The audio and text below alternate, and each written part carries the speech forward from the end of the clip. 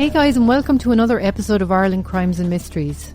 I want to thank you for joining me today, and if you're a returning listener, I want to say a big thank you for your continued support. If this is your first time listening to my podcast, welcome. It's great to have you on board. So without further ado, let's get started on today's story. Ireland Crimes and Mysteries is presented by GoLoud, Ireland's leading audio publisher and the home of Irish podcasts. Find new episodes on the podcast first on the GoLoud app and on your favourite podcast platform. Welcome back, guys, to one of my newer, shorter episodes. Today, I'm going to talk about a woman named Bridget Sullivan, who is attached to the Lizzie Borden story, if you've ever heard that. I suppose when you hear the name Lizzie Borden, most immediately you think about that old rhyme. I think it kind of went, Lizzie Borden took an axe and gave her mother 40 whacks. When she saw what she had done, she gave her father 41. It's a rhyme that has outlived its time, turning a brutal murder basically into folklore. A lot of people used to use that when they were skipping. They'd say the rhyme. The words, they're memorable, but they're not true. In August 1892, Andrew and Abby Borden were killed inside their home at 92 2nd Street in Fall River, Massachusetts. Both were struck repeatedly with a hatchet or an axe, but not 40 times and not 41 times. Lizzie Borden, who was Andrew's youngest daughter, was charged with the killings and put on trial. In the end, she was acquitted, but the case became one of the most sensational trials in American history. And yet, another figure stands at the heart of the story. One who is often overlooked. Now, she wasn't a Borden herself, but she did live in the house. She worked for the family and was present on the morning of the murders. She stood in court as a key witness, though she never sought any attention, and her name was Bridget Sullivan, a young woman from County Roscommon in Ireland. So I'll tell you a little bit about Bridget. Bridget Sullivan, she was born in 1864 in a rural part of Roscommon, which is in the west of Ireland. The country at the time was still struggling with the aftershocks of the Great Famine, which had ended, I suppose, less than 20 years previous.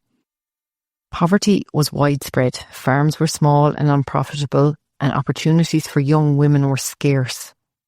For many, the only choice was to marry young into the same hard life or to leave. Emigration had become a defining part of Irish life back then. By the 1880s, tens of thousands were leaving each year, most of them young women who hoped to find steady work as servants in American cities. Bridget was among them. In her late teens or early 20s, she boarded a ship bound for the United States. The journey would have taken her across the Atlantic to Boston, the main entry point for Irish emigrants in New England. She brought with her the same determination as countless others to earn wages, to make a living, and perhaps send a little bit of money home. By her mid-20s, Bridget had found her way to Fall River, Massachusetts. Now, at the time, Fall River was booming. The city had become one of the great textile capitals of America, with vast mills lining the streets. Their whistles marked the rhythm of life, and their chimneys sent smoke over the city day and night. The Irish were everywhere there. Families had poured into Fall River after the famine, filling the mills with workers. Men, women and children laboured in 12-hour shifts, 6 days a week. The pay was poor, the work was dangerous, and the living conditions were crowded. The city was deeply divided. At the top stood the wealthy Protestant Yankee families, who owned mills, banks and property. At the bottom were the Irish Catholic immigrants who faced discrimination, poverty and often hostility from the Yankee elite. Out of necessity, the Irish built their own life in Fall River. They founded Catholic parishes, schools and neighbourhood networks. Domestic service became one of the few steady jobs available for young Irish women.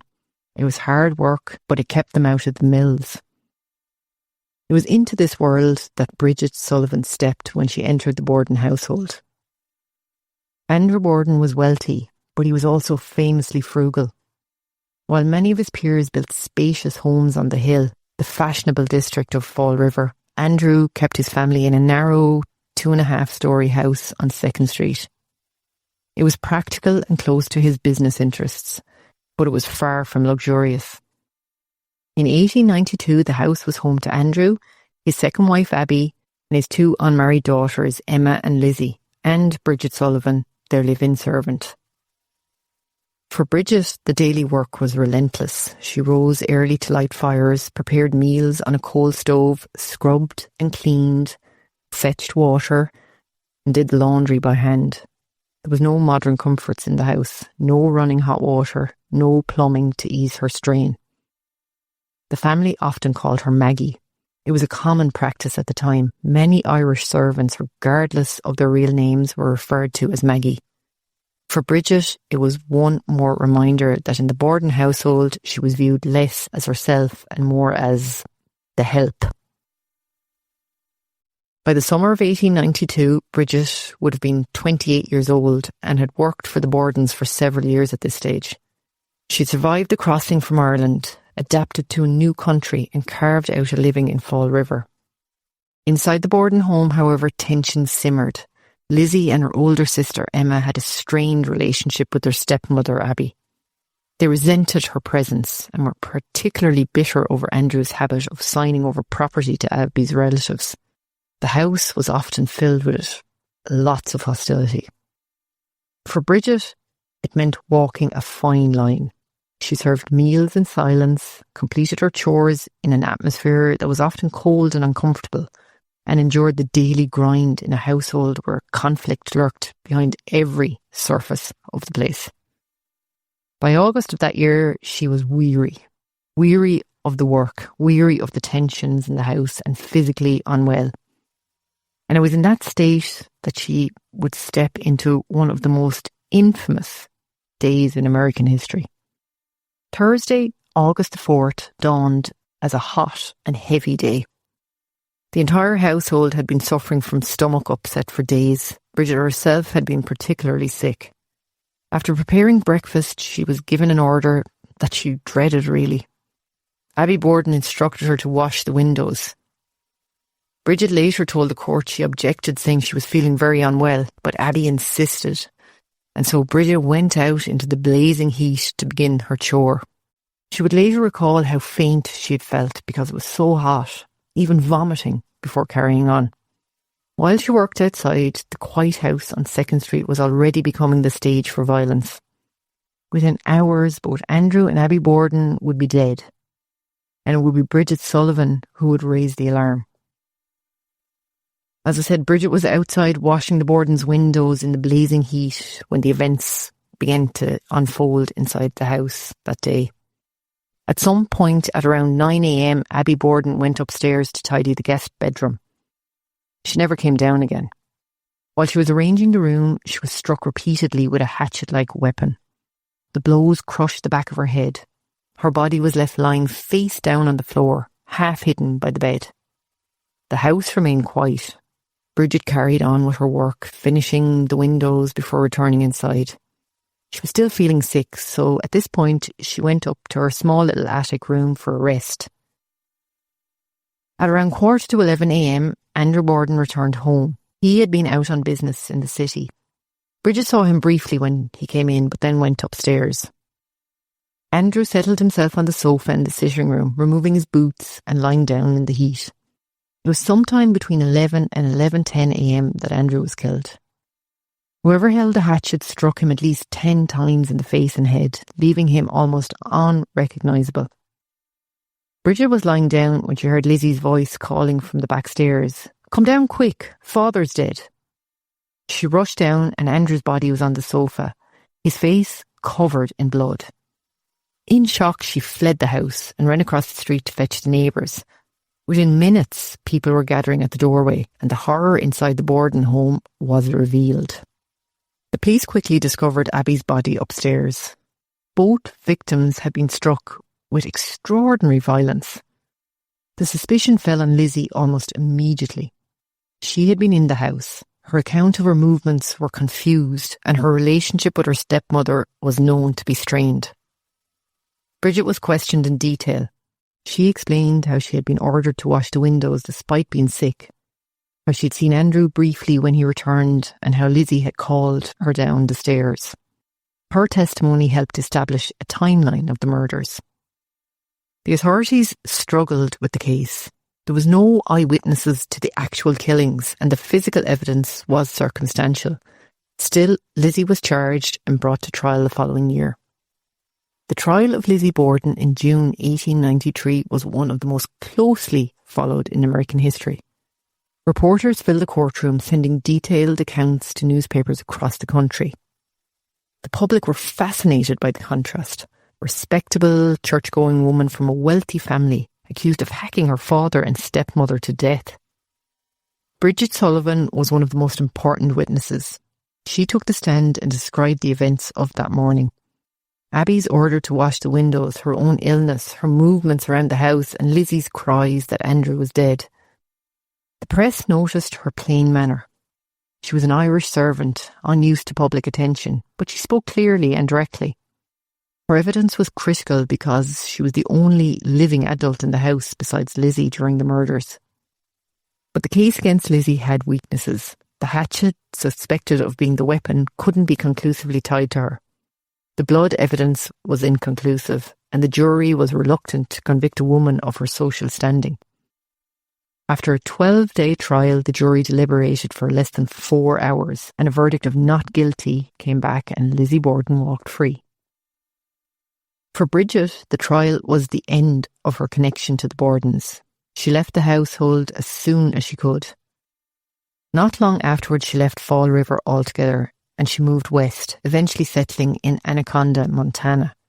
This was a copper mining town with a large Irish community. There she worked as a housekeeper, far from the infamy of the Borden case. Bridget married briefly to a man named John Sullivan, no relation to her own family, but he died young, leaving her widowed, and she never remarried. She rarely spoke of her years in the Borden household. Late in life, she gave a single interview, but even then she avoided detail, unwilling to relive any of those memories. Bridget died in 1948 at the age of 84. She was buried in Montana, far away from Roscommon and far from Fall River, and definitely far from the house where 2 people had lost their lives in 1892. So where does the Irish story sit in all this? It isn't in Lizzie Borden's ancestry. Her family was of English descent. The Irish presence obviously lies with Bridget Sullivan and with the wider immigrant community of Fall River. The mills ran on Irish labour. The households of the wealthy relied on Irish women like Bridget. The city's parishes, schools and neighbourhoods were built by Irish hands. Bridget's life shows how Irish immigrants were not just on the margins, but sometimes at the centre of the stories that shaped American history. Lizzie Borden's name became legend, immortalised in that rhyme, plays and films. But Bridget, the maid from Roscommon, well, she was almost forgotten in the whole story. Yet she was the one who raised the alarm, the one who testified in court, and the one who carried the memory of that day with her until her death. When people repeat that nursery rhyme about Lizzie Borden, they rarely think of Bridget Sullivan. In Fall River, where thousands of Irish immigrants worked in the mills and served in the homes of the wealthy, Bridget Sullivan stood at the centre of one of America's most infamous crimes. Lizzie's name endures, but Bridget's life tells us of the quiet Irish voices who bore witness to history, even when they never asked to. So guys, that's it for today's episode of the Ireland Crimes and Mysteries podcast. Again, thanks for your listenership, and don't forget to subscribe to the show and hit that auto download so you never miss an episode. Until the next time, keep your eyes open and your mind curious. This podcast has been compiled from information gathered in the public sphere, like news articles, documentaries, and open source material that can be found on the web. Everything in this podcast is alleged unless a conviction has taken place.